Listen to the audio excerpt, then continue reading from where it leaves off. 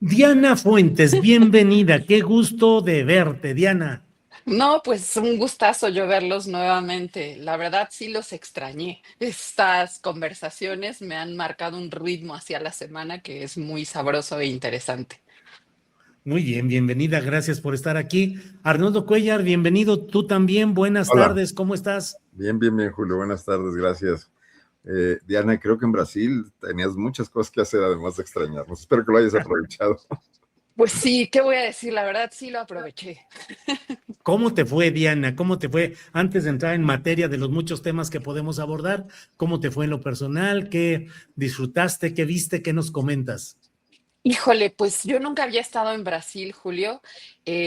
Fuimos a un evento académico, mi compañero y yo, en principio, y como sabíamos que era una buena oportunidad, decidimos aprovechar y pasar más tiempo allá después de ese evento.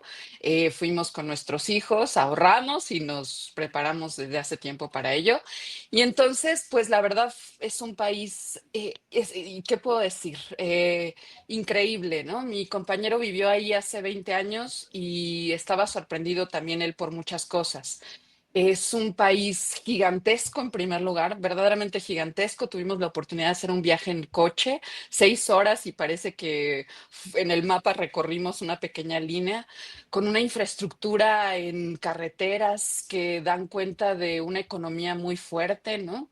Eh, con su propia industria pudimos ver una gran cervecera, una cementera, cosas así. Un país también muy desigual, ¿no? En eso me recordaba mucho a México, como cuando sale uno de los polos turísticos y entra a esos otros lugares de esa distribución urbana en donde se ven las desigualdades. Entonces, un país muy desigual pero con una vida cultural, culinaria, el portugués brasileño es una delicia y una historia profunda, profunda también, ¿no? De lucha social. A diferencia de nosotros, ahí no hubo revolución, a diferencia de nosotros, ahí no hubo un proceso de independencia semejante. Claro, consiguieron su independencia de Portugal, pero me quedó clarísimo cuán ignorante era, al menos yo soy, sobre el proceso colonial portugués, porque hemos, o yo he pensado más el español, y entonces una profundidad histórica increíble. Entonces, un país muy, muy, muy digno de ser visitado, de ser pensado, y claro, de pronto a donde llegábamos decían "Ah, mexicanos", y como suele pasar en el mundo, pues nos recibían muy bien y eso es maravilloso. ¿Cantaste alguna canción mexicana por allá? No, no canté ninguna canción mexicana porque la verdad es que estaba yo muy esmerada por entender.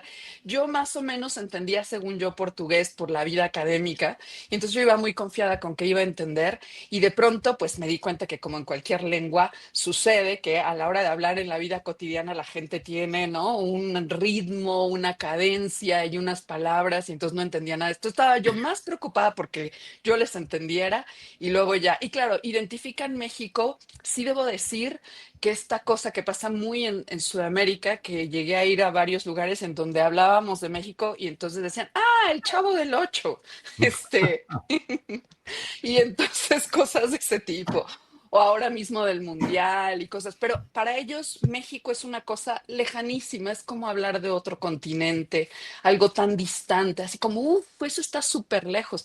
Sí, sí está muy lejos, pero además hay una distancia lingüística, cultural, histórica que hay que reconocer, ¿no?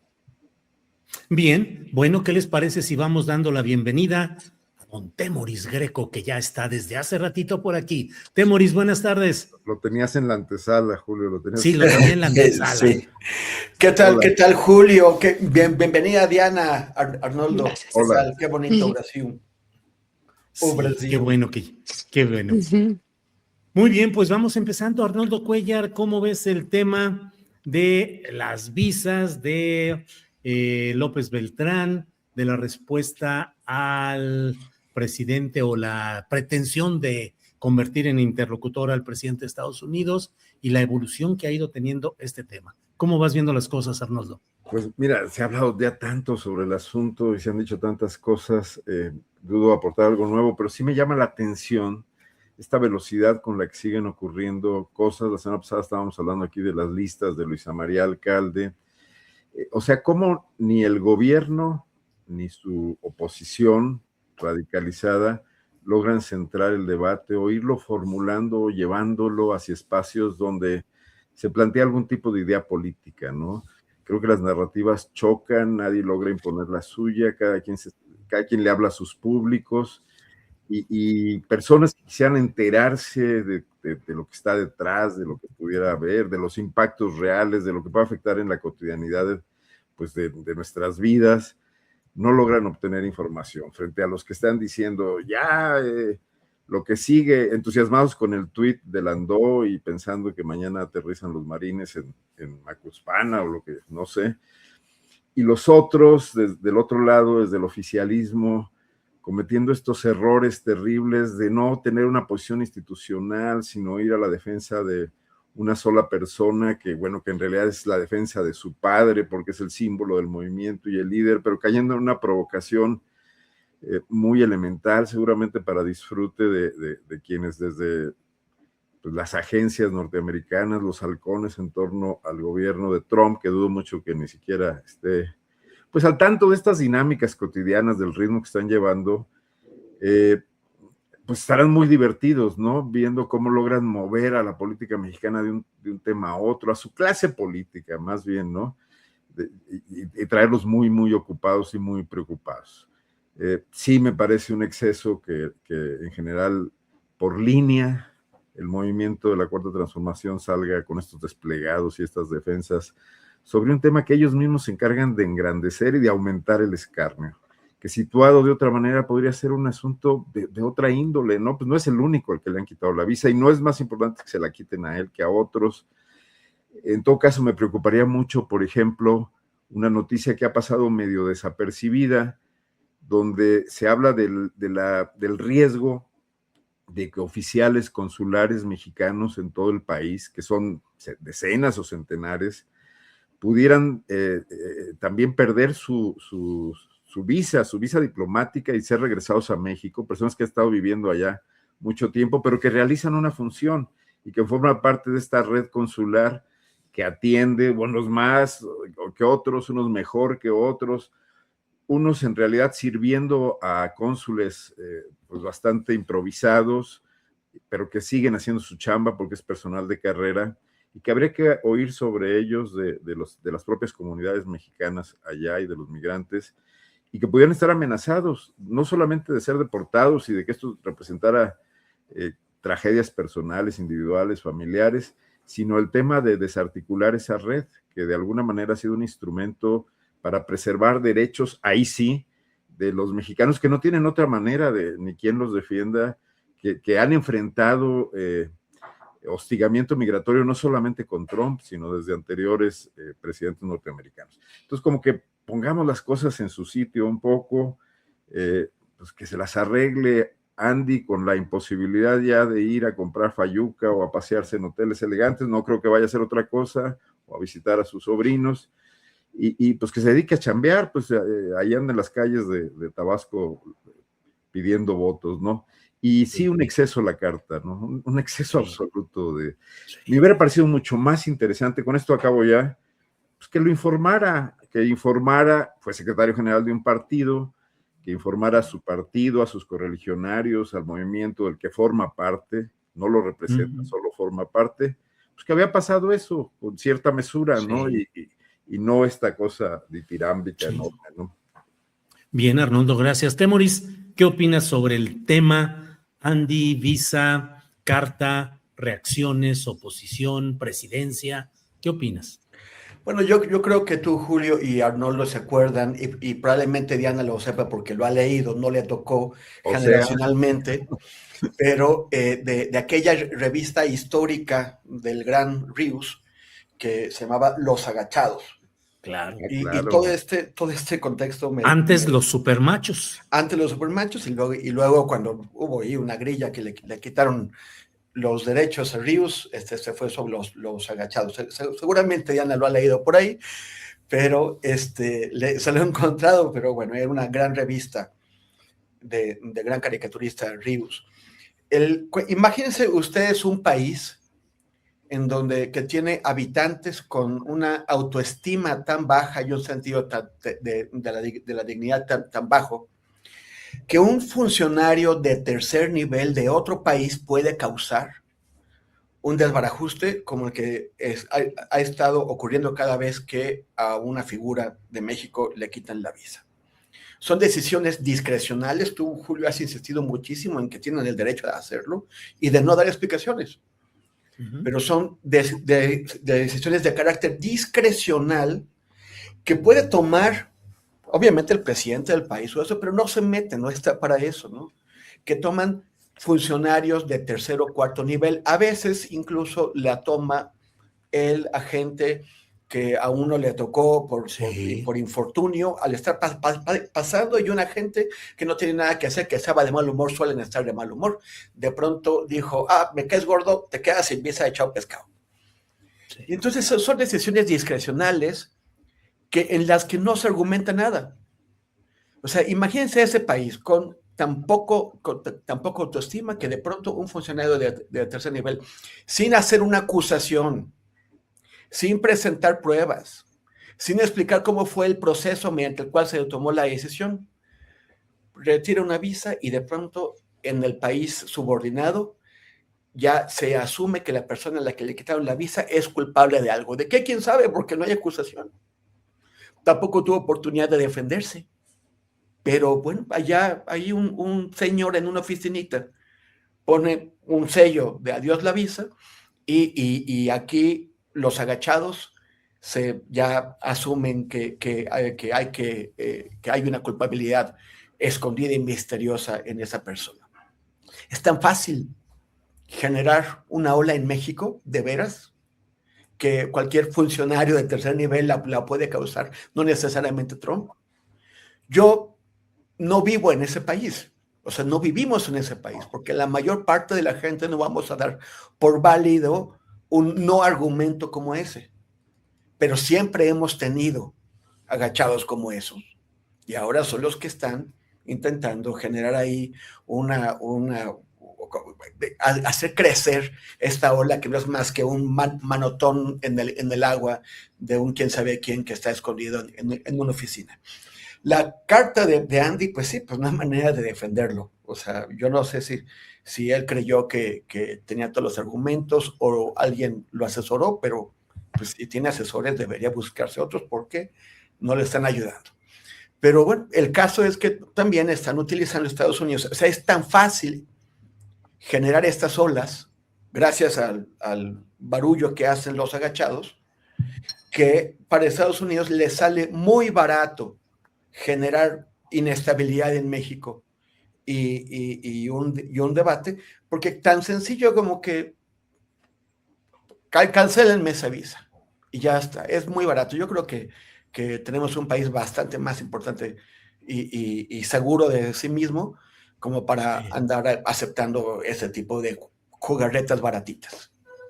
Bien, Temoris, gracias. Diana, en términos generales, como que esta discusión se ha ido centrando en dos flancos. Uno, en el cual se pretende que el caso específico del retiro de la visa a Andrés Manuel López Beltrán se convierta en una defensa de la soberanía nacional. Y han cerrado filas en torno a esta idea los gobernadores de Morena, los legisladores de Morena, la dirigencia de Morena. Y otro segmento de opinión que plantea que no hay tal, que en realidad es un hecho personal y que debería manejarse con un sentido más riguroso en la circunstancia personal. ¿Qué opinas del fondo de todo este debate y esta discusión, Diana? Bueno, yo creo que en realidad incluso quienes se posicionan en un ángulo y otro. Pero antes de que se me olvide, porque si no se me va a olvidar, decir que claro que conocí los agachados. Por supuesto que sí. Y a Chon Prieto y todo. Pero no te tocó ir a comprarlos al puesto de la esquina.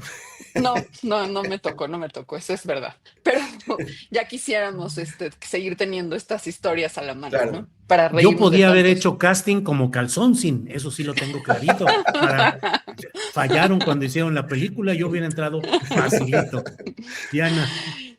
Pero bueno, decía justo, ¿no? Que en este retrato de la política mexicana, ¿no? Los que se posicionan de un lado y los que se posicionan del otro, en realidad, pues nos hacen se intenta que omitamos el contexto. Hay un contexto en el que ellos mismos juegan como actores de toda esta discusión, creo yo, ¿no?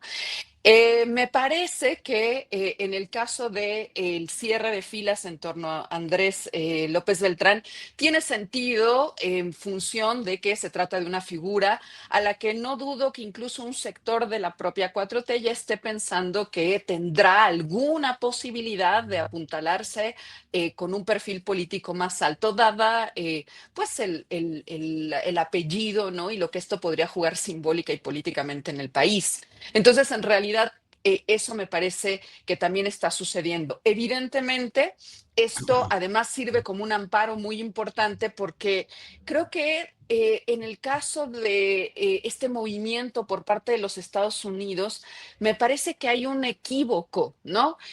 Cuando se decía, bueno, vamos, está el caso de Rocha Moya, ¿no?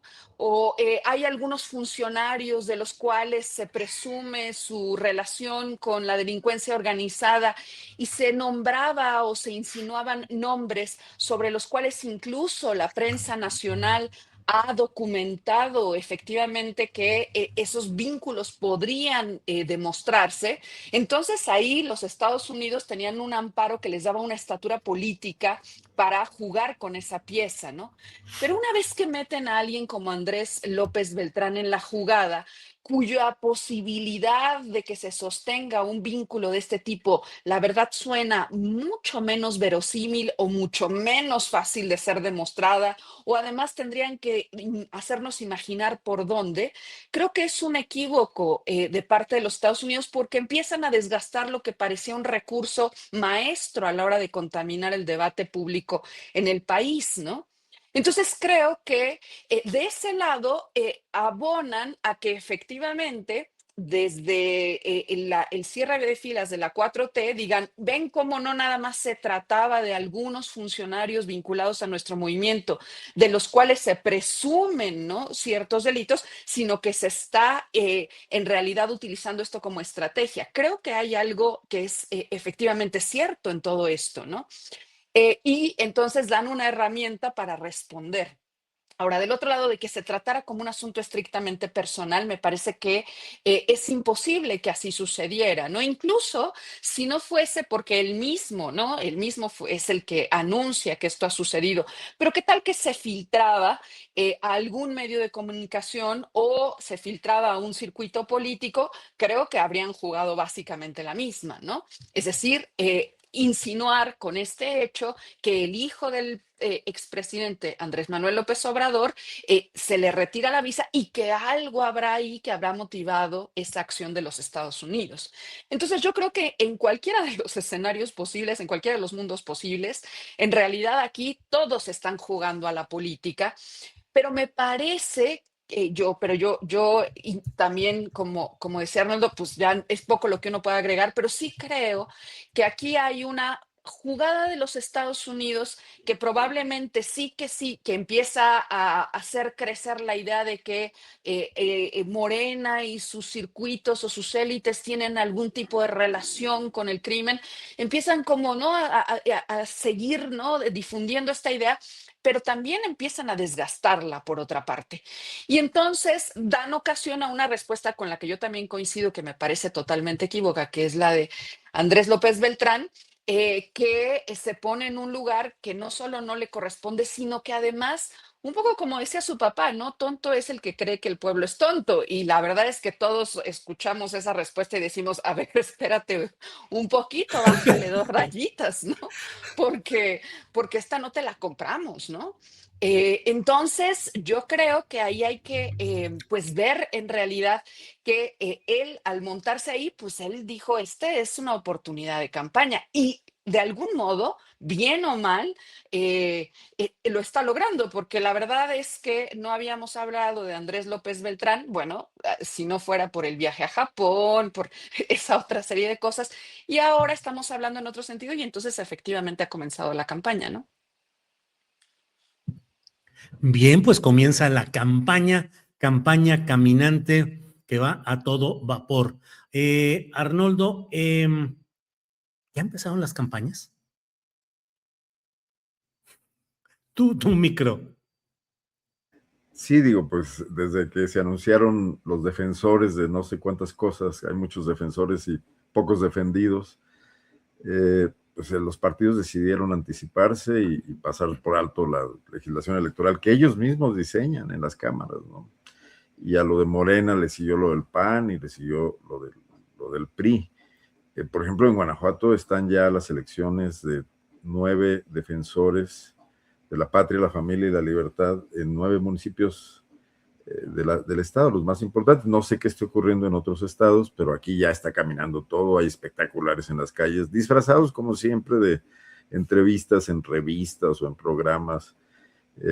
Lo interesante es que eso no permea, que están los partidos en campaña, está, digamos, los funcionarios del gobierno, quizás atentos a ellos, pero la gente en la calle no está, les pregunta si no está hablando de eso, y lo prueban encuestas, donde altísimos porcentajes superiores a los que tiene cualquiera de los mencionados, están por el no sabe, no tiene una decisión tomada, etcétera, no por la indecisión, sino porque no han llegado los tiempos, ¿no? Entonces resulta curioso cómo inventamos leyes para cortar las campañas y cuidar el gasto público, cómo los propios partidos, o sea, los propios jugadores sabotean las leyes que aprobaron, pero de todas maneras esto no repercute ni en una mayor conciencia política, ni en un conocimiento del electorado sobre los personajes. Creo que repercute nada más en ese gran negocio que es el dinero negro que se utiliza en las campañas. Eso es altamente preocupante. Dinero negro proveniente de empresas, de lavado de dinero y también muy probablemente del crimen organizado y también de la corrupción gubernamental. Porque además nadie compra más barato a un candidato que cuando está en una precampaña y faltan muchos meses para que lleguen los tiempos electorales. Entonces, incluso a los constructores, a los vendedores de cualquier otra cosa, les resulta relativamente fácil comprometerlos en medio de estas campañas larguísimas. Entonces estamos exactamente haciendo todo lo contrario de lo que se pensó cuando creíamos que se podía, vivir en un régimen democrático, acotado, con controles, genuino, que incorporara a la población y donde la decisión importara, ¿no? Seguimos teniendo, incluso en elecciones presidenciales, índices de abstención cercanos al 50%, ligeramente abajo del 50% en las presidenciales y muy por arriba del 50% en las intermedias, ¿no? Entonces yo creo que ahí hay una seria crisis que no están viendo, pues, quienes han convertido esa crisis en una forma de obtener recursos y de hacer negocios y de mantenerse en el poder, ¿no? Bien, antes de seguir adelante, informo que ha colocado un mensaje Omar García Harfuch en su cuenta de X, donde dice: en Buenos Aires, Argentina, me encuentro participando en la Conferencia Internacional para el Control de Drogas, donde compartimos los resultados de la Estrategia Nacional de Seguridad que encabeza la presidenta Sheinbaum y demás cosas, dice. Luego también señala: las organizaciones criminales operan a través de las fronteras, por ello nuestra respuesta no puede ser aislada ni fragmentada. México seguirá cooperando con sus socios internacionales bajo principios claros.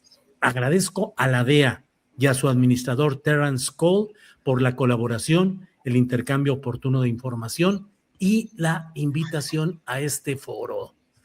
Temoris Greco, ¿qué opinas de esta cercanía, de esta presencia del secretario mexicano de Seguridad Pública en este foro organizado por la DEA? Faltó una postdata, Julio. Sí. Yo sí tengo visa. Yo sí tengo. Cuando menos hacia Argentina. Pero parecieran respuestas políticas, Temoris. Sí, yo no quisiera apresurarme a declarar, independientemente de los cuestionamientos que hemos hecho sobre Harfuch en el pasado, sobre su paso como comisionado de la Policía Federal y en la Gendarmería, yo no quisiera apresurarme a declararlo siervo de los intereses estadounidenses como se suele hacer, porque parte de la responsabilidad de Harfuch es tratar de contener estas enorme pinza o pieza de la pinza para presionar a México, que es el tema de la seguridad. Los tiene que estar muy cerca de los estadounidenses para decir, miren, estamos trabajando, para darles confianza. Entonces, no me apresuro a decir, está cerca de los estadounidenses, porque es su siervo, más bien es su obligación. Y mientras no veamos algo más que demuestre que le importan más los intereses extranjeros que los de México, pues entonces a mí me parece que es injusto apresurarnos a descalificarlo.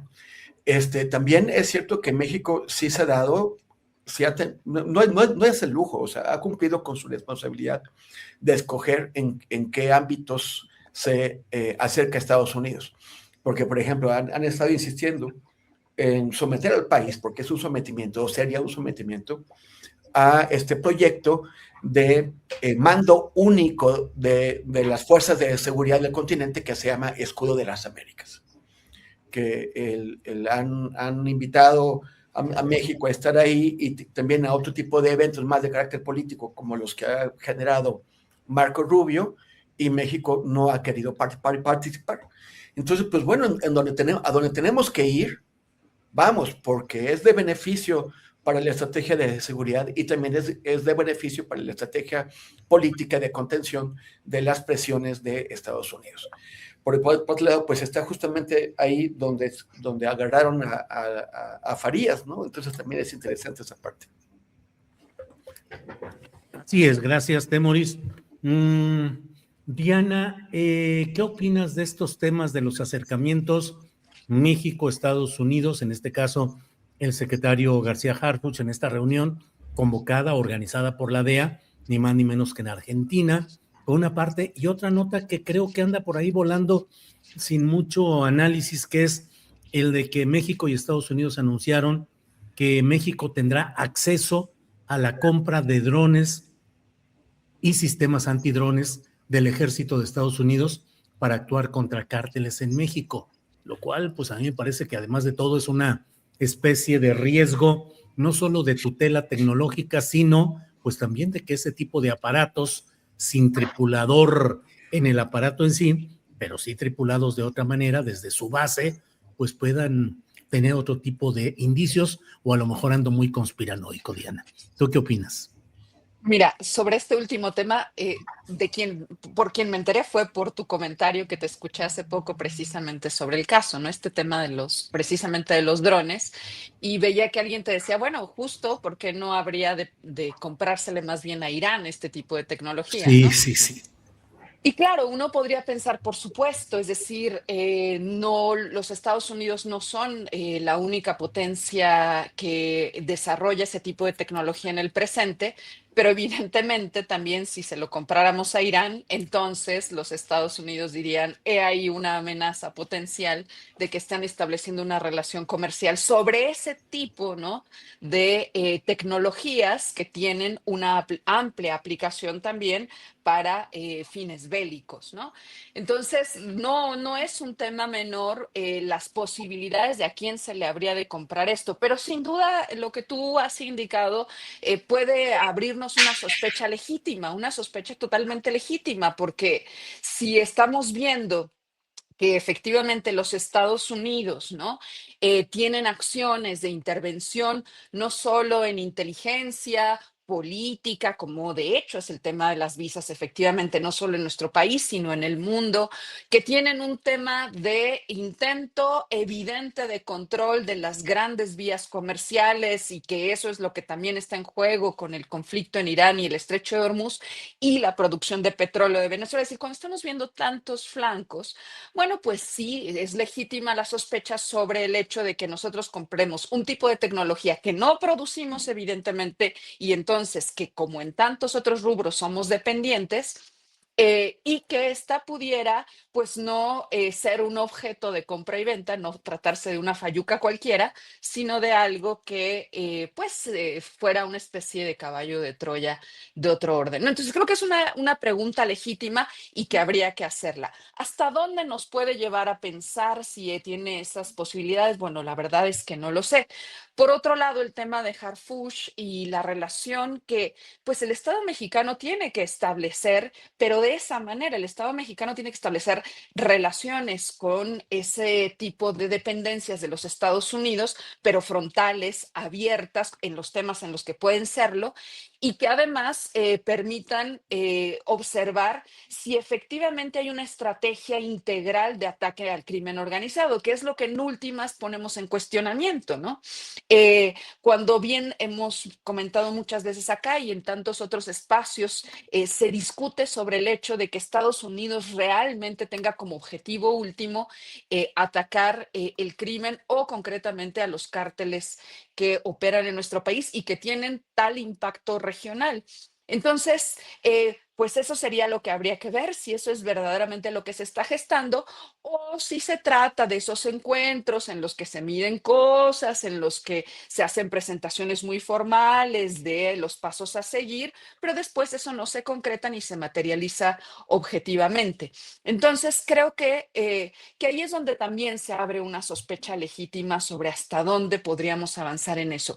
Yo creo que a los Estados Unidos no le conviene un México desestabilizado efectivamente, no le conviene un México en el que el crimen propicie mayor migración a los Estados Unidos, que el crimen propicie otro tipo de efectos de carácter social que finalmente le impactan también directamente. Sin embargo, sabemos que hay una gestión constante del tema porque aquí hay un enorme flujo de capital, un enorme flujo de dinero sobre el cual pues se guarda silencio. Entonces, creo que más bien habrá que observar y ver qué más sigue de todo esto. Por el momento me parece que no nos da muchos indicios de más allá, ¿no? O de algo más. Bien, gracias, Diana. Arnoldo, hoy voy a guanajuatizar yo, me voy a adelantar. Vaya los pleitos que se están dando ahí entre dos de los aspirantes a ser coordinadores. Ya sabemos que sería la lucha por las candidaturas a gobernar Guanajuato, entre Manuel Reyes, a quien acusa el exprocurador de Profeco de ser financiado en su campaña por la luz del mundo. Y ahora dice Manuel Reyes que va a demandar penalmente o que va a presentar una denuncia contra este personaje que lo acusa así. Y mira lo que son las cosas. En Zacatecas, el Partido Verde Ecologista de México expulsa a tres de sus diputados locales por haber votado junto con Morena en este planteamiento de la asignación de diputaciones de representación plurinominal que va a afectar a los partidos políticos minoritarios. Total, que anda la revoltura por todos lados. Arnoldo, estamos ya en vísperas pues del año electoral. ¿Lo percibes más calientito que otras veces en sus preámbulos? 1, y 2, si percibes que cambian formas y se ha escuchado el clamor o la exigencia de ciertos segmentos de la sociedad de que haya cambios en el estilo de postular candidatos, de hacer precampañas y demás, o nos vamos a entrar a un torbellino de más de lo mismo que ya vivimos en años y en elecciones anteriores. Déjame nomás hacer un comentario sobre los drones antes de contestar tu pregunta, si me das chance, porque creo que los drones ya están aquí y llegaron de la peor manera de la mano de las empresas privadas de seguridad. Por ejemplo, Seguritech en Guanajuato le vendió a Diego Sinué, después de que ya no tenía que venderle porque habían llenado el estado de cámaras y habían hecho un C5, unos drones que volaban a gran altura, que no eran percibidos pues a ojo humano, ¿no? Y que rastreaban todo el territorio. Sinué tuvo la torpeza de presentarlos en un informe de gobierno como un logro y hacer un numerito ahí donde a los invitados al informe, que estaban en un espacio abierto, los filmó este dron y los exhibió ahí en una pantalla para decirles que estábamos súper vigilados. Cuando nosotros, investigando sobre los contratos a Seguritech, preguntamos a la Secretaría de Seguridad Pública, bueno, pues el monto de los contratos, cuánto correspondía a los drones, cuántas horas de vuelo se contrataban al mes, cómo era el costo de esto. Nos dijeron que no, que ellos no tenían drones, que eran de la Fiscalía del Estado, que era autónoma. La Fiscalía del Estado respondió que ellos no tenían contratos de drones, punto. Entonces, lo que fue exhibido en un informe fue desmentido por ellos mismos, por no dar información, por opacidad.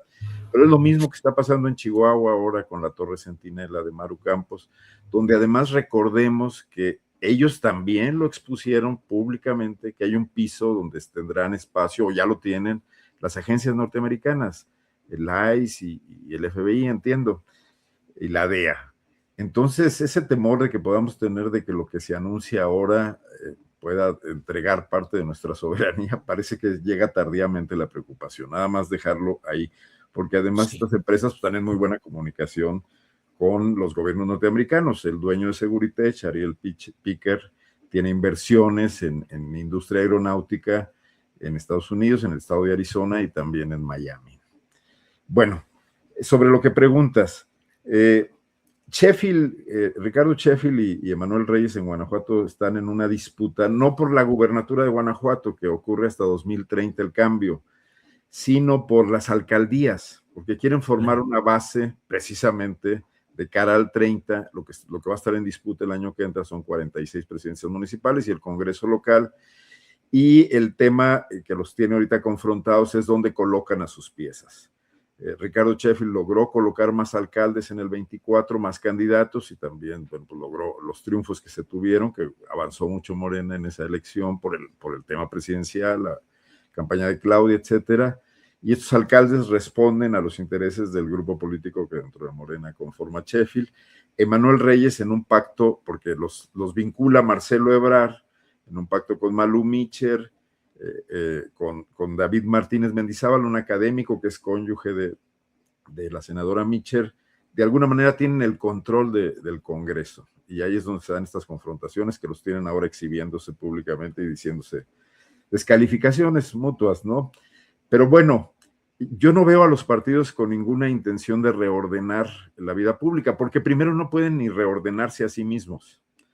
¿Qué va a hacer el PAN con solamente 4 gobernadores?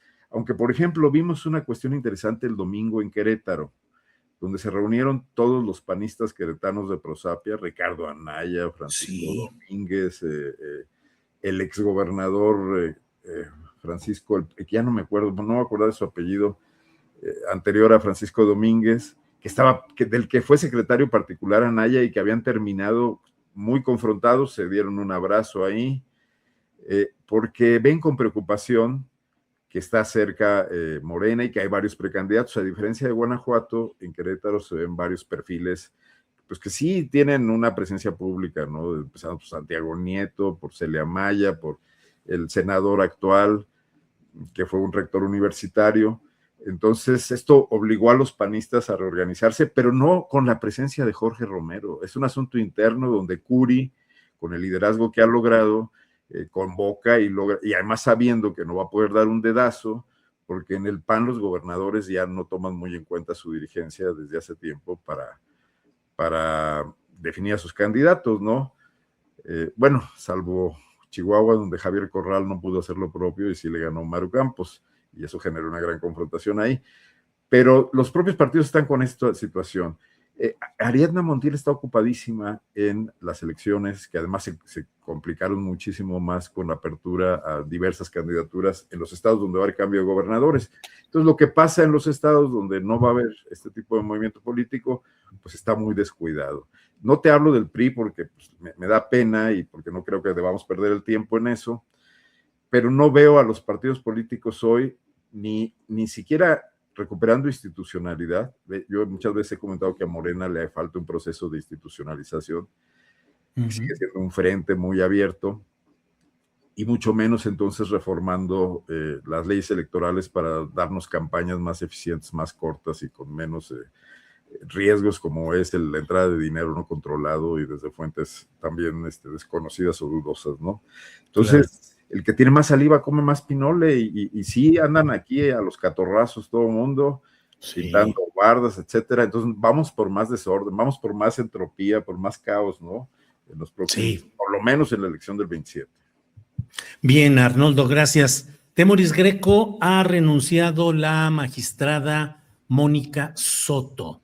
Mónica Soto, integrante del Tribunal Electoral del Poder Judicial de la Federación, que yo lo he escrito justamente hoy, pues ha sido partícipe de una serie de golpeteos, de conspiraciones internas, de derrocamiento o grilla contra anteriores presidentes de ese tribunal, y ahora renuncia y deja la sensación de que el Tribunal Electoral nuevamente queda en una situación aritmética muy favorable a los intereses del partido en el poder, por una parte, y por otra, pues que son otra vez pleitos internos, ella contra el grupo, ella como parte de un grupo que le llamaban los Felipes, y ahora los Felipes auténticos peleados con ella, renuncia y se habla de que podría ser integrada a algún cargo, se habla mucho de un cargo diplomático. En fin, ¿cómo ves los vaivenes de esto que yo a veces digo que es el tribunal de las componendas, el tribunal electoral, que da la última palabra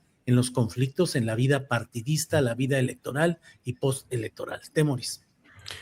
Pues se vería muy mal que aceptara o que le ofrecieran un cargo diplomático o donde sea, porque sería visto como un premio pues a los favores entregados y probablemente fue así o es así, o sea, sería así.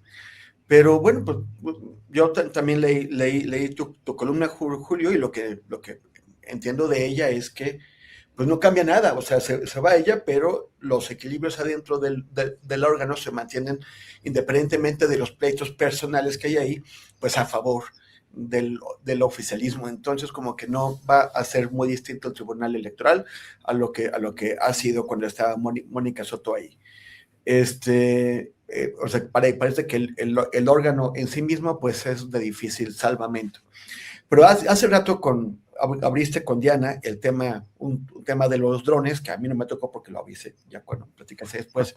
Y sobre eso yo creo que es un asunto muy, muy importante, fundamental para nuestra seguridad, la seguridad nacional, para la seguridad pública, para la seguridad de cada una de nosotras personas ciudadanas de México. En los años 80 había un software administrativo, cuando todo esto empezaba, un software para procesos administrativos que se llama PROMIS. El Mossad, que la agencia israelí de inteligencia, agarró PROMIS y le puso una puerta trasera, o sea, una forma en que el usuario no se da cuenta de que alguien más está extrayendo información y controlándolo. Y luego puso al dueño de los periódicos Daily Mail de británicos, a Robert Maxwell, un agente del Mossad, que también tenía una red de contactos inmensa y una red de distribución comercial, a venderlo por todo el mundo. Y se lo vendieron a todo el mundo, se lo vendieron hasta a los soviéticos. Se lo vendieron a los sandinistas cuando la CIA estaba organizando la contrarrevolución en los años 80. Maxwell les vende a los sandinistas este software que servía para que la CIA espiara a los sandinistas. O sea, pagaron por entregarle toda esa información a la CIA. Y desde entonces no ha cambiado la cosa. Todo lo que hacen los israelíes y los estadounidenses, todo tiene puertas traseras. Todos los servicios que nos dan ellos, las telefónicas entregan la información a la CIA, lo tienen que hacer y no tienen ningún motivo para no darle la información a la CIA y a otras agencias de seguridad estadounidenses, porque finalmente los usuarios ni cuenta nos damos, ellos lo están haciendo. Yo creo que ya es hora de generar un debate en el país para dejar de lado la inocencia y la ingenuidad con la que han procedido nuestros dirigentes políticos de todos los partidos, del PRI, del PAN y de Morena y del Verde y otros. Tomás Herón de Lucio se creía muy, muy inteligente al estar como comprando y empleando el software Pegasus sin sospechar que lo usaban para espiarlo él mismo. Todos, o sea, así como Seguritech, hay otras empresas mexicanas e israelíes que proveen servicios de seguridad pública en nuestro país. Y eso es, nosotros les pagamos para que nos roben toda la información y para que sepan qué es lo que pasa exactamente en este país. ¿Cómo vamos a denunciar? ¿Cómo vamos a oponernos a los crímenes que comete el Estado de Israel o los que comete Estados Unidos cuando ellos tienen toda la información privada de los dirigentes políticos, de los dirigentes empresariales de todo el mundo aquí? Entonces, lo de los drones es es información que va directamente a Estados Unidos. Maru Campos está intentando formalizar de una forma bastante torpe, con su torre centinela, aquello que Estados Unidos ya hace.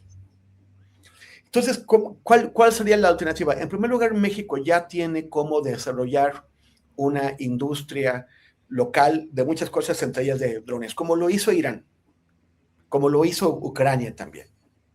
O sea, tienen industrias locales de drones tremendas, podemos hacerlo, eso y otras cosas. Y lo que no, pues lo que es más complicado, lo que realmente no disponemos de la tecnología, tenemos que hacer una elección, porque todo eso se va a usar para espiar sí o sí. ¿Quién nos va a espiar? Estados Unidos, que sistemáticamente nos presiona y trata de estrangularnos. Israel, que está intentando desembarcar en América Latina con todo lo que trae, como estamos viendo ahora, que están aprovechando el terremoto para hacer ridículo en Colombia y en Venezuela, o buscamos otros proveedores internacionales que no tienen tanto interés en extraer información sensible como el que tiene Estados Unidos o el que tiene Israel. Pero por lo pronto sí es hacer un contrato, seguirles comprando este tipo de servicios, drones, seguridad en general, todo lo digital, pues mejor ya les decimos, aquí está nuestro corazón, léanlo, somos un libro abierto. Híjole, un libro abierto. Bueno, pues vamos con ese cierre de lo que nos dice Temoris, libro abierto. Diana Fuentes, es un tema, digamos, a veces enredado en cuestiones jurídicas y detalles de grillas internas, pero a fin de cuentas el Tribunal Electoral del Poder Judicial de la Federación es un órgano de la máxima importancia en la vida social y política del país, porque es quien da la última palabra sobre cualquier tipo de conflictos relacionados con lo electoral. Sale la actual magistrada Mónica Soto en medio de versiones, especulaciones, historias de golpeteos internos. ¿Qué opinas del futuro que se puede percibir con una continuidad de un tribunal electoral en condiciones tal vez maltrechas o no suficientemente esclarecidas? Diana. Sí, Julio, yo creo que cuando nosotros pensamos en los procesos electorales y el modo en el que finalmente el México contemporáneo se ha dado herramientas para generar procesos de representación política, a veces nos falta información o claridad suficiente sobre los tramoyeros detrás de todo esto, ¿no? Porque el tribunal, tanto como el INE, el antes IFE, ¿no? Ese gran baluarte para los liberales del avance democrático en nuestro país como estructura garante, ¿no? del mismo y, ¿no? Por supuesto, el tribunal. Tienen una historia detrás, una historia política de cómo se fueron gestando, cómo pasaron de ser parte integral de la lógica del Estado mexicano que básicamente organizaban desde la presidencia las elecciones y cómo efectivamente se fueron autonomizando gracias sobre todo a la movilización social en los procesos tan conflictivos del 88 y en los subsecuentes hasta llegar a 2006. Y cómo se fueron gestando estas instituciones, pero cuando uno de pronto le sigue y va viendo sus mecánicas, sobre todo justo este tema, cómo se eligen a aquellos personajes que van a actuar al interior de estas instituciones, pues parece que ahí está donde está la maquinaria en la que se sigue observando cómo estamos en términos sociales aún incapacitados para que haya una mayor participación política, plural, diversa y democrática, ¿no? de la sociedad mexicana. Porque en realidad, como bien dices, claro, uno piensa el tribunal va a actuar a la hora en la que haya finalmente que dar un veredicto respecto a los diversos procesos que están por avecinarse. Pero lo interesante es cómo normalmente meses atrás, si no es que años atrás, empieza la disputa de quiénes van a ser los agentes políticos, porque se convierten en agentes políticos prácticamente de los partidos. De hecho, la gran reforma político-electoral que se propuso hacer Andrés Manuel López Obrador desde 2022, ¿no? Y que se convirtió en el plan B, en el plan C, que llega finalmente a la propuesta que presenta Claudia, es, creo yo, la más grande derrota de el empuje social por democratizar este país, porque si hay algo que no hemos podido reformar, y no solo es una derrota de Morena, es una derrota social de la izquierda, lo que no hemos podido verdaderamente reformar son estas estructuras que permitan entonces que no se conviertan en espacios de eso, de extensiones, de correas de comunicación entre los partidos, y estos que tendrían que ser esos jueces neutros o aquellos, digamos, agentes mucho más cercanos a una lógica civil de lo que debe pasar en los procesos electorales. Y creo que lo que está sucediendo, efectivamente, como decías tú, tiene mucho quizá de la politiquería esa tras bambalinas, pero al mismo tiempo da cuenta de algo estructuralmente mucho más importante. Yo, de lo poco que pude averiguar sobre el caso, me llamaba la atención precisamente el hecho de que lo que no queda claro es el mecanismo de sustitución, ¿no? Que tendría que efectuarse ante esta renuncia de Mónica Soto. Y además, pues lo que las notas y demás que hay, pues denuncian, o más no denuncian, sino que enuncian o también ahí evidencian sobre qué tanta proximidad puede o no tener con el partido gobernante. Y creo que ahí es donde nos falta mucho, y es ese entramado detrás del momento en el que un ciudadano, una ciudadana va a emitir un voto, quizá en el mejor de los escenarios posibles, es decir, donde va a emitir un voto como un acto reflexivo, como un acto, ¿no?, de convicción política, de identidad, de reflexión. En ese mejor escenario de todos, detrás sigue habiendo una estructura que sigue manteniendo una lógica, pues, en muchos sentidos de concentración de poder, ¿no?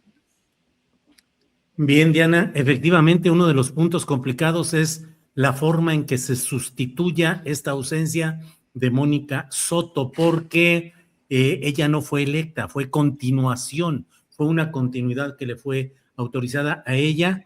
Un grupo de cuatro magistrados tuvieron continuidad y eso no está establecido. Y en esas ausencias de normatividad, en esas lagunas legales, ahí se anclan los jaloneos y los grupos y quién la debe nombrar. Mejor nos quedamos así, con los que estamos tenemos más que suficiente y se acabó. Y es muy probable que esto se resuelva hasta después de las elecciones de 2027.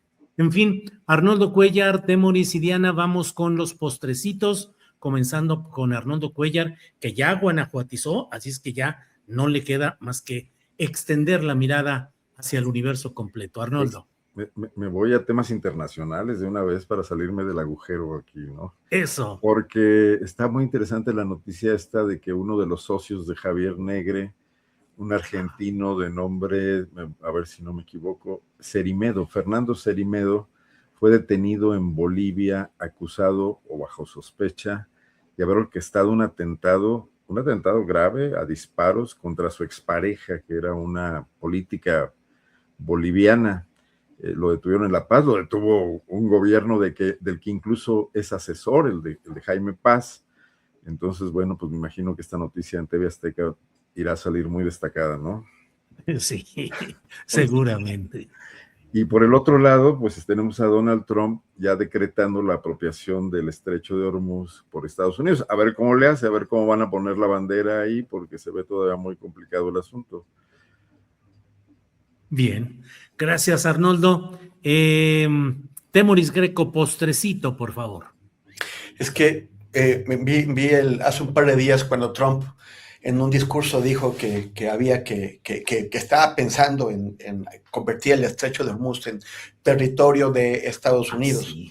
Y la gente aplaudiéndole, y uno dice, pero de veras, o sea, a ver, ¿cuántas veces ha dicho cualquier cosa? Dijo que los precios, que la inflación estaba por el suelo. Y cualquier gringo que vaya, que salga a la esquina, se da cuenta de que es exactamente lo contrario. Dijo que Irán estaba rogando y pidiendo que por favor ya, o sea, lo que ha venido diciendo desde hace meses, y que iba a convertir el estrecho de Hormuz en un territorio de Estados Unidos. Y la gente aplaudiéndole.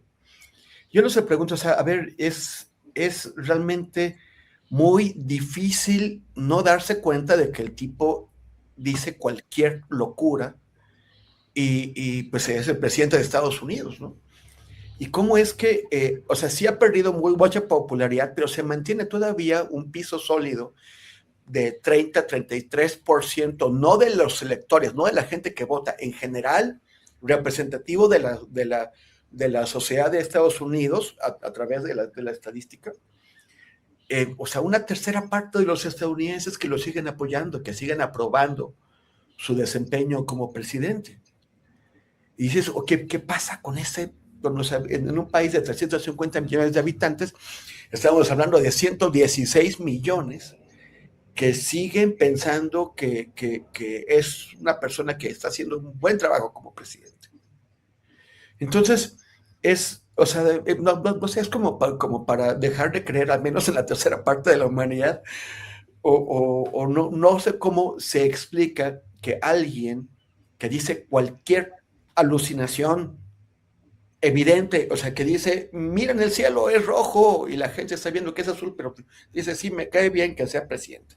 Es alucinante. Pero bueno, ya para el caso ya más postrezoso, en Mundo Abierto estamos presentando esta semana un análisis sobre la nueva OTAN musulmana, el desastre de la invasión a Irán y una serie de elementos que precisamos ahí, que resultan de esta aventura tan desastrosa para Estados Unidos, ha provocado que los países de la región, las potencias regionales, tengan que buscar alternativas para su propia protección y también para contener ya no a Irán, siendo el expansionismo israelí con patrocinio estadounidense. Entonces se formó una alianza que, como dice, como que está modelada en la OTAN, en donde si a uno de estos países es atacado, es un ataque para los tres países y son potencias.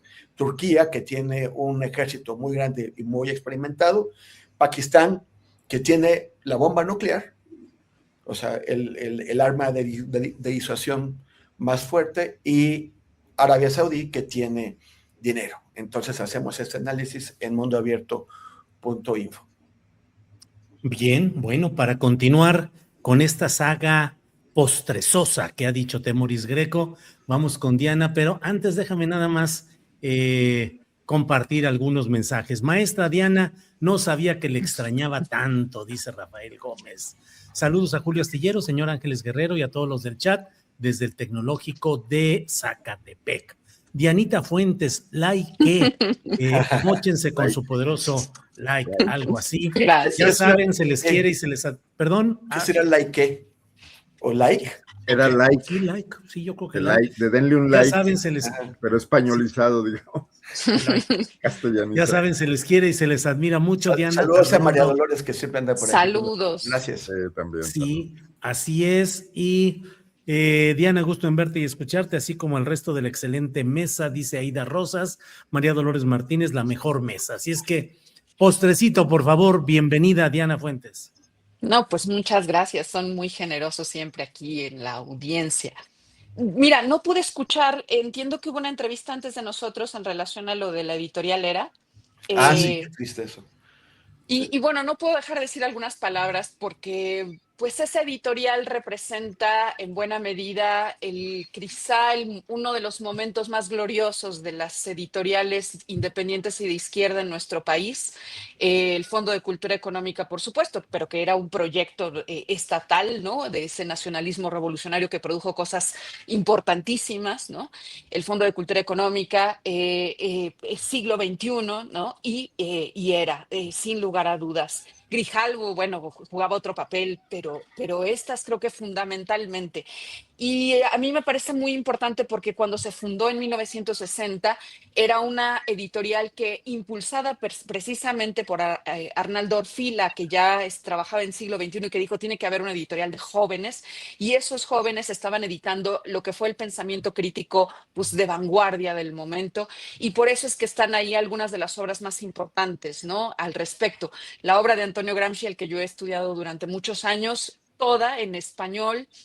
Los cuadernos completos se publicaron en español antes que en inglés, antes que en francés, y que tantas otras lenguas, gracias al trabajo de Era, ¿no? Y de su traductora. Entonces, creo que es un tema que habría que ver las posibilidades de que esta editorial fuera salvada, de que esta editorial fuera recuperada, porque en sus grandes proyectos, en su visión editorial esa de Neus, que fue gloriosa, pues se generó un campo editorial en este país fundamental. Eso por una parte. Y por otra, una cosa que me pasó estas semanas y que no he tenido el cuidado de darle seguimiento, fíjense que me hackearon mi Twitter hace un par de semanas. ¿Cómo crees? Porque sí, cometí el error, un error ingenuo, pero cometí el error de me llegó un mensaje que venía de Horacio Franco, que decía que lo apoyaras en una cosa de un concurso. Yo nunca hago esas cosas, pero con Horacio Franco pues me sonó razonable y dije, claro, por supuesto. Bueno, lo hice. Acto B, me fue hackeada la cuenta de Twitter, me llegó una notificación, ahí fue cuando me di cuenta de que habían cambiado el correo con el que yo había registrado esa cuenta. Y entonces, en consecuencia, ya no pude hacer nada porque intenté, escribí, hice la denuncia, todo esto, y entonces me decían, no, ya los datos fueron cambiados. Tere Rodríguez de la Vega entró a ver quién estaba en mi lugar y lo interesante del caso es que se quedaron con todos mis seguidores, cambiaron la foto de perfil, el nombre, y es una cuenta en favor de Elon Musk. Así es que si de pronto, ¿qué tal? Si de pronto ven en sus timelines o si ven así gente que pues resulta que es mi cuenta, hay una vía por la que parece que voy a poder recuperarla, pero los pongo en contexto porque me parece que es una cosa de una cadena que puede tener fines políticos o de otro orden, pero en este caso, si ustedes me buscan mi antigua arroba, que era arroba Diana Fuentes, no sé qué, no la van a encontrar, pero de pronto quizá encuentran que siguen a otra cuenta que sale ahí una mujer con una foto con Elon Musk y que tiene pues todos mis seguidores. Entonces no les anuncio que lograré recuperarla. También me he pensado mucho si vale la pena o no volver a Twitter, la verdad, les soy franca, no le he decidido aún. Pero bueno, seguramente ese grillo en mi cabeza me va a decir, sí, hazlo y volveré. Pero no eres tú la de esa foto, la que sale con Elon Musk. No, esas no las han filtrado, todavía no las han filtrado. No es de aquella vez. No es de aquella vez, yo sí tengo visa y entonces no tengo esos problemas. Híjole, qué discusión y qué análisis para otra ocasión. Seguir o no seguir en X, dejar el camino libre a tanta cosa que hay ahí, abstenerse, participar, ya podremos platicar en la próxima ocasión, pero bueno, Diana, se me pasaba una cosa, me preguntan algunas personas, la semana pasada tuve COVID, bueno, todavía a principios, todavía hasta el fin de semana, cuando tuvimos nuestro programa, yo no lo sabía, pero estaba encovidado, ya ven que cuando uno no tiene todavía síntomas o tiene los primeros, pero cree que es otra cosa, es cuando está más contagioso, entonces es más peligroso. Y qué bueno que no estuviste aquí, Dianita, porque no fue presencial, ¿verdad? ¿No fue el día que fuiste con Julio? No, la semana siguiente. Y sí. Pero bueno, ya me preguntaron algunas personas porque comenté en redes que bueno, ya me di cuenta, pues eso. Pero como se ven, ya estoy de regreso al mundo de los vivos. Les cuento cómo es del otro lado, otro día, que haya tiempo, pero... Qué bueno.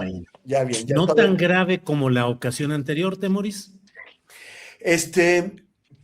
Yo creo que, o sea, es mi tercera COVID y 3 vacunas, o sea, ya debería yo poder vender anticuerpos, o sea, es más, lo voy a considerar si vamos a comercializar unos cuantos. Pero no, más bien parecía una gripe muy rara, muy fuerte, muy rara, pero fue hasta que perdí el olfato cuando dije, Pero no el olfato político, ¿verdad? Eso sería Ese grave. sigue intacto. Mira, si el olfato político es andar oliendo a políticos como Alito y eso, mejor perderlo. Bueno, muy bien. Pues Diana, Arnoldo Temoris, muchas gracias. Nos vemos la próxima semana. Gracias por esta ocasión. Gracias, Saludos, bienvenida, Diana. Gracias. Hasta luego.